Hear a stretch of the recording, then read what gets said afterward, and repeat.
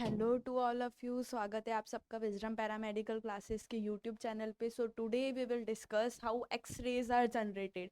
X ray जिनका हमारी medical imaging field के अंदर इतना इम्पॉर्टेंट रोल है, इसका जनरेशन कैसे हुआ था। Today we will discuss this. First of all I will tell you what is X ray. होता क्या है एक्सरे? एक्सरे क्या है? Part of electromagnetic spectrum. ठीक है,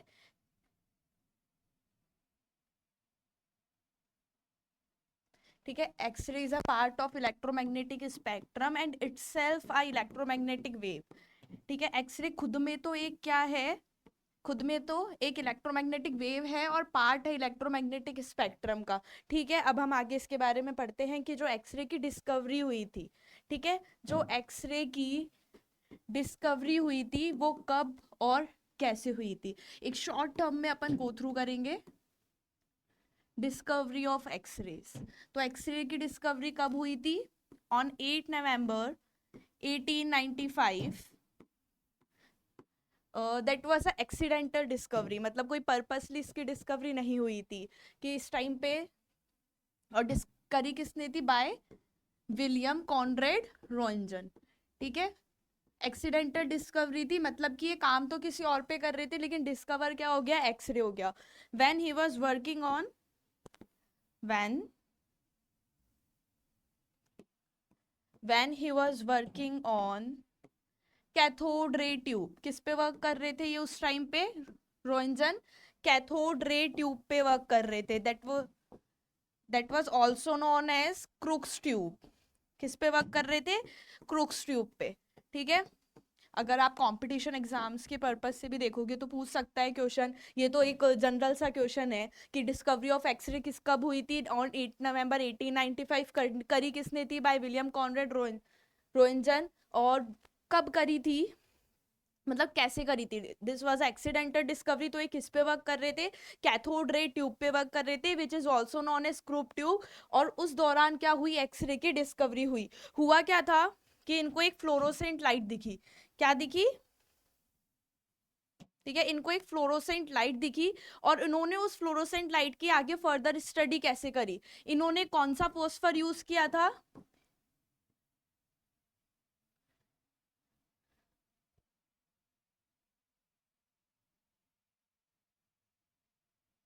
ठीक है, अगर मैं बात करूं रोइंजन ने कौन सा फॉस्फर यूज किया था? Phosphor used in discovery of X ray. तो कौन सा फॉस्फर यूज किया था? That was barium platinocyanide. That was barium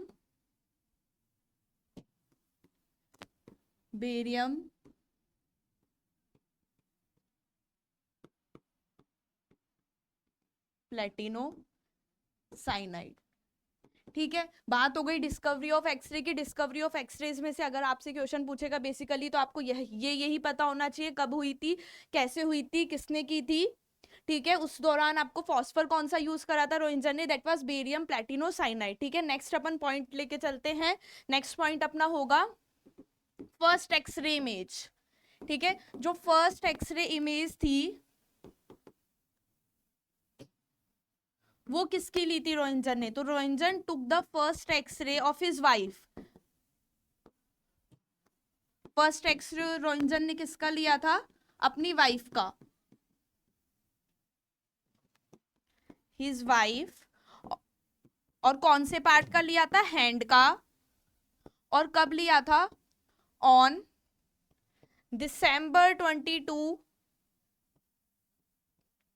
1895।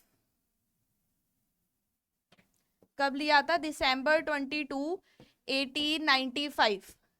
ठीक है, ये हो गया कि भाई अपन ने सबसे पहले डिस्कवरी की बात कर ली। अच्छा, डिस्कवरी में एक चीज और मैं बताती हूँ कि जो डिस्कवरी थी, अब बात कर ले अगर क्रूक्स ट्यूब की डिस्कवरी कब हुई थी, वो तो सिर्फ काम कर रहा था, इसकी डिस्कवरी तो पहले ही हो चुकी थी। कब हो गई थी? 1875 में। और किसने करी थी? William crooks. किसने करी थी? William crooks. ठीक है, तो जो फर्स्ट एक्सरे इमेज ली थी वो किसकी ली थी? विलियम कॉनरेड रॉइंजन ने अपनी वाइफ की ली थी, हैंड की ली थी। और कब ली थी? On December 22, 1895। ठीक है, इसी के साथ विलियम कॉनरेड रॉइंजन को अपनी आउटस्टैंडिंग डिस्कवरी के लिए नोबेल प्राइज कौन से सन में मिला था?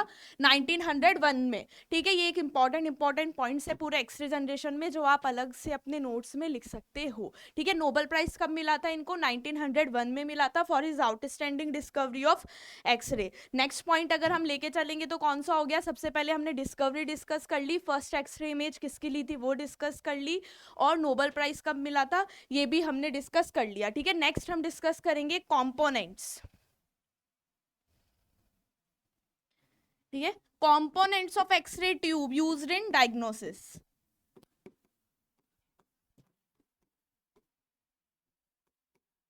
ये कौन कौन से एक्सरे ट्यूब के कंपोनेंट हम यूज करते हैं डायग्नोसिस के अंदर? तो कौन कौन से हो जाते हैं जनरली?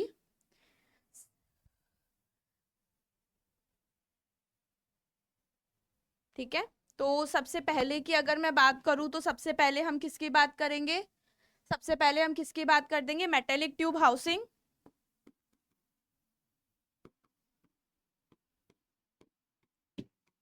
हम कौन कौन सा डिस्कस करेंगे? Metallic tube housing, glass envelope, anode assembly, cathode assembly and expansion bellows. ठीक है, तो हम सबसे पहले बात करेंगे मेटेलिक ट्यूब हाउसिंग की। तो ये क्या करता था? ये क्या करता था? एक शील्डिंग प्रोवाइड करता था। ठीक है, शील्डिंग, एक प्रोटेक्शन प्रोवाइड करता था इलेक्ट्रिकल शॉक से, कोई मैकेनिकल डैमेज से, इन सब से शील्डिंग और प्रोटेक्शन प्रोवाइड करता था। और ये होता कैसा था? Lead lined. कैसा होता था? लेड लाइंड होता था। ठीक है, मेटेलिक लिख रहा है मतलब मेटल से बना हुआ होता था और लेड लाइंड होता था। ठीक है, वहीं हम इसके सेकंड पार्ट पे चलते हैं। सेकंड पार्ट इसका कौन सा हो जाता था? Glass envelope. ठीक है, ग्लास एनवलप की अगर मैं बात करूं तो जो ग्लास एनवलप है वो किसका बना हुआ होता था? ग्लास एनवलप बना हुआ होता था Pyrex glass, which is so known as borosilicate glass. ठीक है, पायरेक्स ग्लास और बोरोसिलिकेट ग्लास का बना हुआ होता था क्या? Glass envelope. ठीक है, इसी के साथ ये क्या करता था? पायरेक्स ग्लास और बोरोसिलिकेट ग्लास क्यों हम यूज करते थे? Because it can withstand the huge amount of heat which produce during X ray production. ठीक है, that's why we use Pyrex glass in glass envelope. ठीक है, नेक्स्ट अगर मैं पार्ट की बात करती हूँ तो कौन सा आ जाता था हमारे पास? Cathode assembly. Cathode assembly which is a negative electrode. ठीक है, दो इलेक्ट्रोड पढ़ेंगे हम एक्सरे ट्यूब के अंदर। पहला क्या था? एनोड, और दूसरा है पहला कैथोड, दूसरा एनोड। कैथोड क्या है? नेगेटिव इलेक्ट्रोड, एंड एनोड क्या है? Positive electrode. हम कैथोड की बात करते हैं तो कैथोड कौन कौन से पार्ट से मिला हुआ होता है? फर्स्ट वन हो जाता है filament, and the second one is focusing cup. अब ये जो फिलामेंट है वो किसका बना हुआ होता है? थिन टंगस्टन वायर का।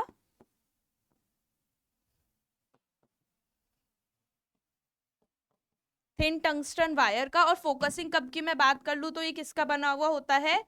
Made up of made up of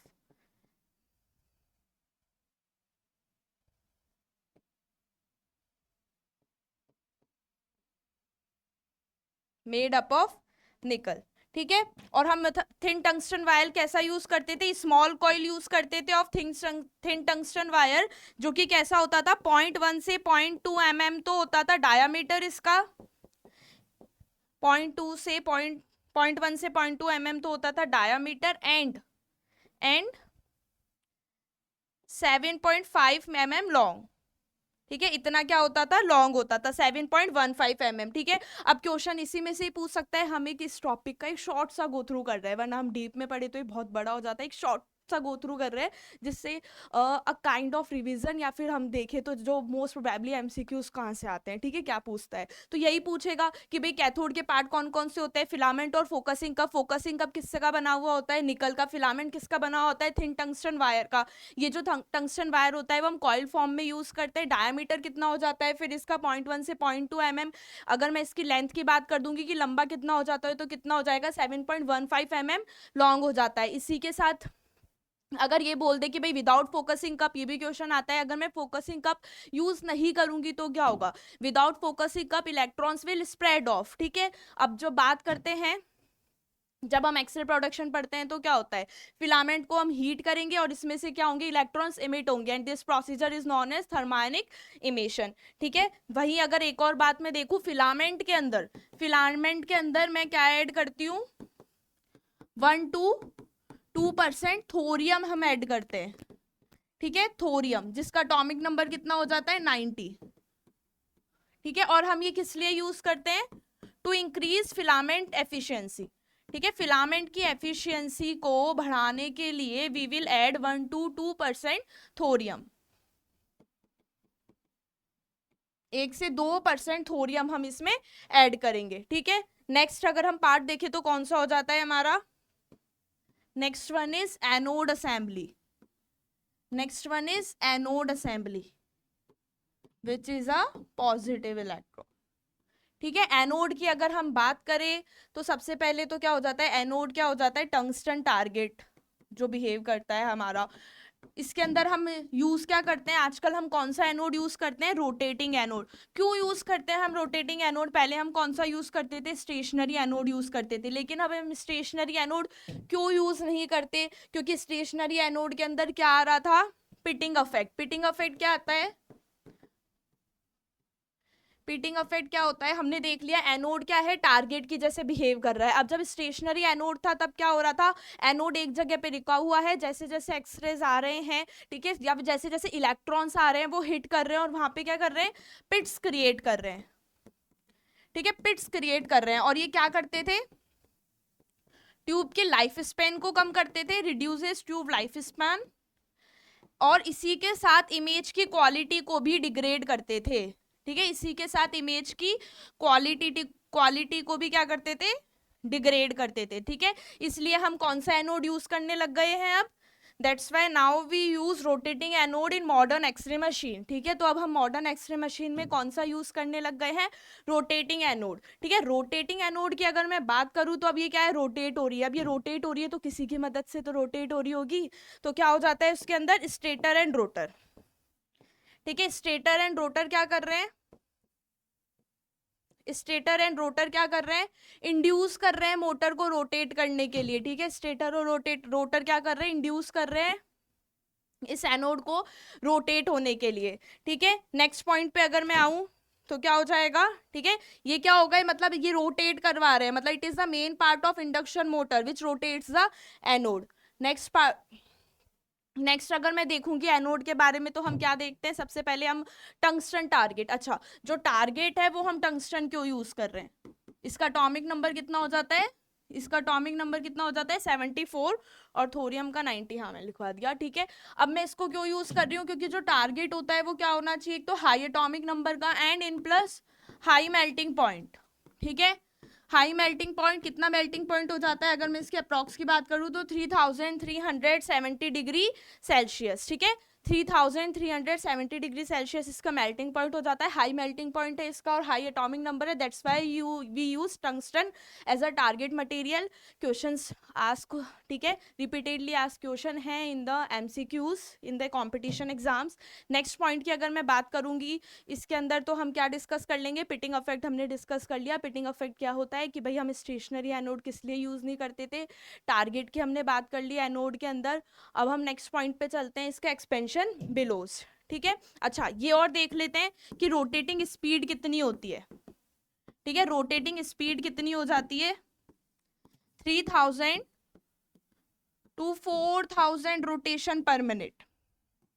ठीक है, 3000 to 4000 रोटेशन पर मिनट। वहीं अगर मैं बात करूं हाई एफिशिएंसी एक्सरे ट्यूब्स में, ठीक है, वहीं अगर मैं बात करूं हाई एफिशिएंसी एक्सरे ट्यूब्स में, तो हाई एफिशिएंसी एक्सरे ट्यूब के अंदर ये कितनी हो जाएगी, हाई एफिशिएंसी एक्सरे ट्यूब के अंदर that is 10,000 to 12,000 rotation per minute. ठीक है, 10,000 to 12,000 रोटेशन पर मिनट। ठीक है, ये भी रिपीटेडली आज क्वेश्चन है, पूछ लेता है कि रोटेटिंग स्पीड कितनी रहती है, 3000 to 4000 रोटेशन पर मिनट। वहीं अगर मैं बात करूं हाई एफिशिएंसी एक्सरे ट्यूब में तो रोटेटिंग स्पीड कितनी हो जाती है, 10,000 to 12,000 रोटेशन पर मिनट। ठीक है, एनोड असेंबली को हमने डिस्कस कर लिया है। नेक्स्ट हम पार्ट देखेंगे इसका, फिफ्थ वन इज एक्सपेंशन बिलोस। अब ये किसके बने हुए होते हैं, एक्सपेंशन बिलोस, ये बने हुए होते हैं बेरिलियम के।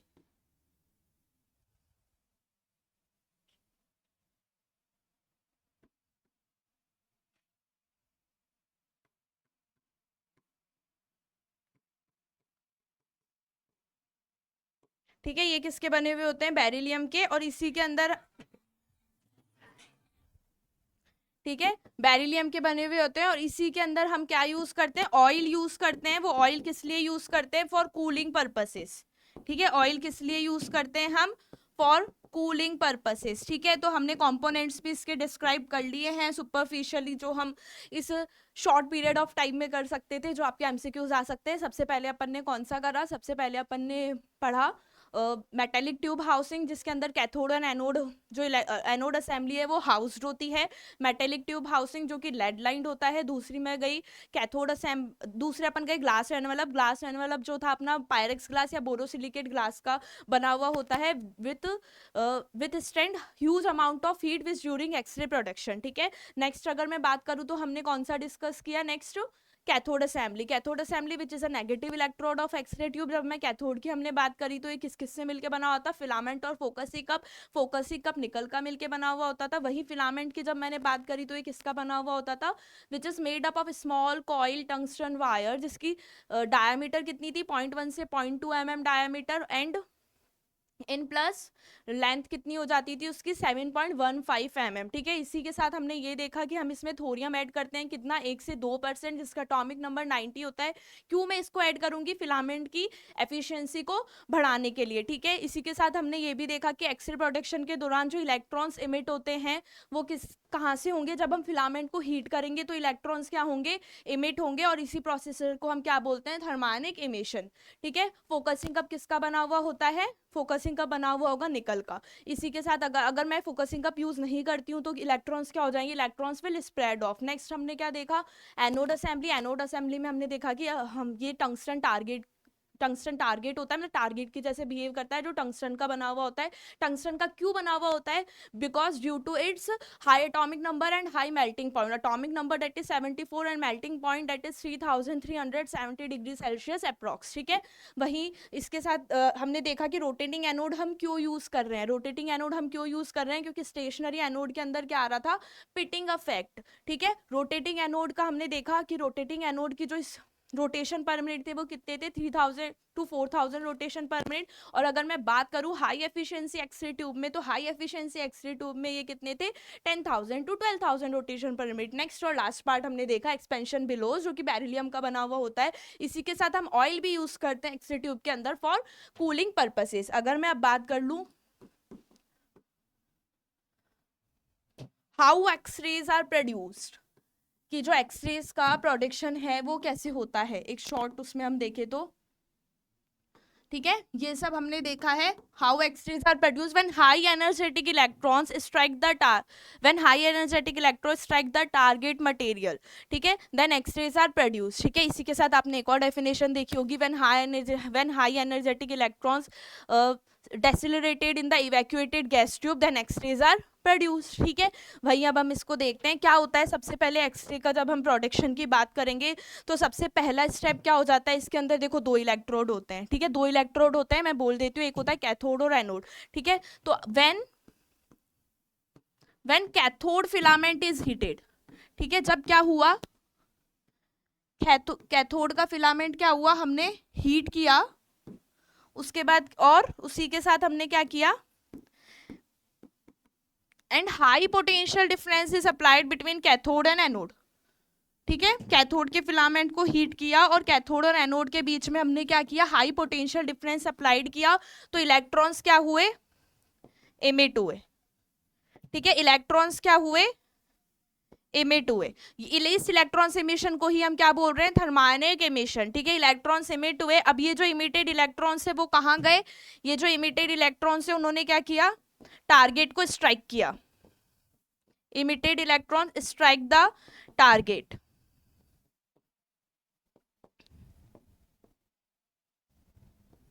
ठीक है, ये जो इलेक्ट्रॉन्स है वो इमिट हुए एंड एक्सिलरेटेड हुए टुवर्ड्स द एनोड। एनोड ही क्या है? टारगेट है।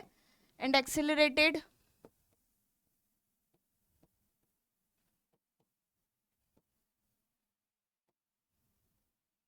ठीक है, और स्ट्राइक किया इन्होंने टारगेट को। ठीक है, अब ये क्या होगा, स्ट्राइक किया इन्होंने टारगेट को। ठीक है, सबसे पहले क्या हुआ,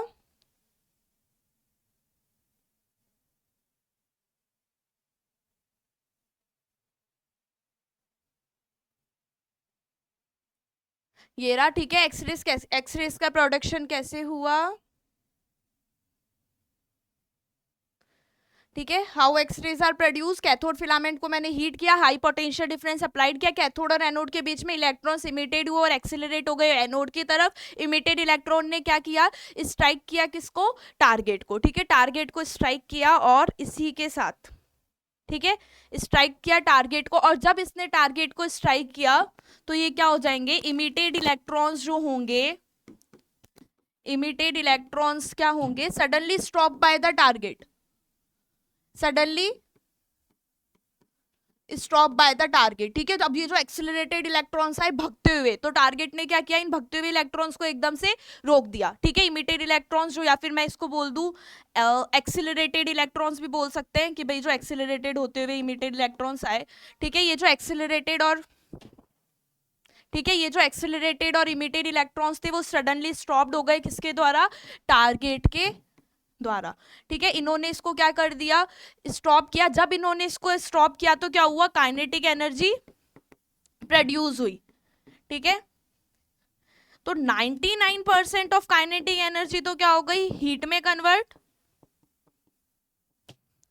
और 1%, only 1% kinetic energy is converted into X ray. ये भी मोस्ट रिपीटेड क्वेश्चन है अपना, जो कि नॉर्मली जनरली पूछा जाता है। 99% of kinetic energy is converted into heat and 1% is into x ray.